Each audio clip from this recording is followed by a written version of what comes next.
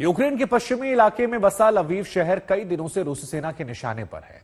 आज तक की संवाददाता श्वेता सिंह जब 5 मार्च को लवीव शहर पहुंची थी, तब भी शहर की फिजा में हमलों का खौफ था और इसे लेकर तैयारियां भी तभी शुरू हो गई थी। ये लवीव की तस्वीर भी आप देख लीजिए। आप यहाँ पर देखेंगे कि जितनी भी मूर्तियां हैं उन सबको ढक कर रखा गया है, उन सबको बांध कर रखा गया है। ये एक बहुत ऐतिहासिक शहर है और लोग जो है यहाँ पर तैयारियां कर रहे हैं कि किस तरीके से अगर आक्रमण रूस का यहाँ पर भी होता है तो इसे बचाया जा सके। आप पूरे शहर में वो देख लेंगे, आप जो यहाँ के अलग अलग दुकानें थी उन सबको परिवर्तित कर दिया गया है इस चीज में कि कुछ न कुछ ऐसा साजो सामान वहां पर बनाया जाए जो कि यूक्रेन के लिए लड़ रहे सैनिकों के काम आ सके। यहां तक कि यहां पर जो इंडस्ट्रियल एरिया भी है, वहां पर जो अब तक दूसरे उपकरण बनते थे, वहां भी अब टैंक ट्रैप्स जैसी चीजों का निर्माण किया जा रहा है।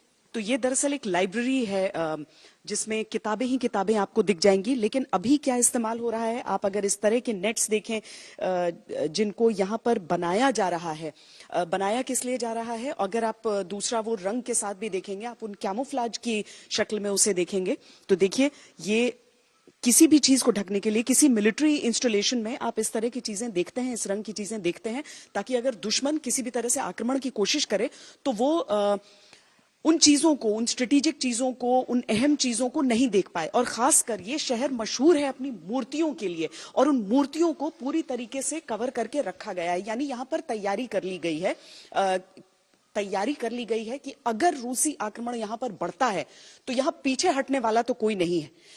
वॉलंटियर्स यहाँ पर आते हैं, अंग्रेजी कम लोग बोलते हैं, इसीलिए जितनी भी जानकारियां हम यहाँ पर ले पा रहे हैं उसके अनुसार दिन से लेकर रात तक जितना काम कर सकते हैं सब यहाँ पर करते हैं ताकि इनका देश वापस खुशहाल हो सके। तो लवीव जब आप पहुंचते हैं तो ऐसा नहीं है कि आपको कहीं पर भी उन मिसाइलों के निशान या बमों के निशान या गोलीबारी के निशान मिलेंगे, तो ऐसा कुछ प्रत्यक्ष यहाँ पर नहीं है। हाँ, यहाँ पर भी रह रहकर सायरन उठते हैं ताकि लोगों को हमेशा ये बताया जाए कि आप एक ऐसे देश में रह रहे हैं जहां पर युद्ध चल रहा है। तो ये जहां पर हम प्रमुख सिटी सेंटर पर खड़े हैं, क्योंकि ये पूरा निचोड़ इस शहर का यहीं पर आ गया है। आबादी बहुत ज्यादा तो थी नहीं, लेकिन अब बाकी हिस्सों से जो लोग आए हैं उससे आबादी बहुत यहाँ पर बढ़ गई है।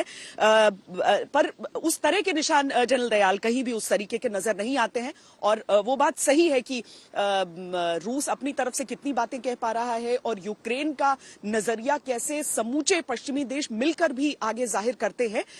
मानवीय त्रासदी से इनकार नहीं किया जा सकता है कि लोग इतना ज्यादा छटपटा रहे हैं, दुखी है, पूरा घर उजड़ चुका है उनका। 15 मार्च को जब आज तक की संवाददाता श्वेता सिंह लवीव शहर में मौजूद थी, उस दौरान वहां रूसी सेना के हमले शुरू हो गए थे और इन हमलों में लोगों की जान जा रही थी। जरा देखिए तब और अब की कहानी। यूक्रेन के लवीव में जहां पर एक सैन्य ठिकाने पर हमले से 35 सैनिकों की जान चली गई, इस जगह पर उन्हें श्रद्धांजलि दी जा रही है। आम लोग भी यहाँ पर पहुंचे हैं और सैनिक अपने साथियों के लिए बड़ी संख्या में यहाँ पर मौजूद हैं। माहौल यहाँ पर बहुत गमगीन है क्योंकि लवीव में इस तरह से आक्रमण होगा वो किसी ने सोचा नहीं था।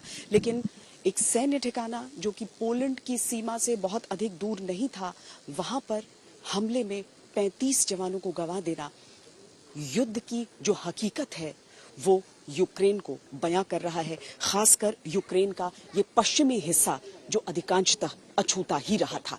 लवीव में भी रह रहकर ये एयर रेड सायरन्स एक के बाद एक बज रहे हैं। इसका सीधा मतलब ये हो जाता है कि जो युद्ध का खतरा है वो इस पश्चिमी मोर्चे तक भी आ रहा है। लेकिन जिस जगह पर हम मौजूद हैं वहां पर इस युद्ध की आहट कैसे पहुंची है वो ऐसे समझिए कि लवीव में जब मिलिट्री स्टेशन पर हमला हुआ 35 सैनिकों की जान गई और आज यहाँ पर वो श्रद्धांजलि सभा हो रही है आयोजित।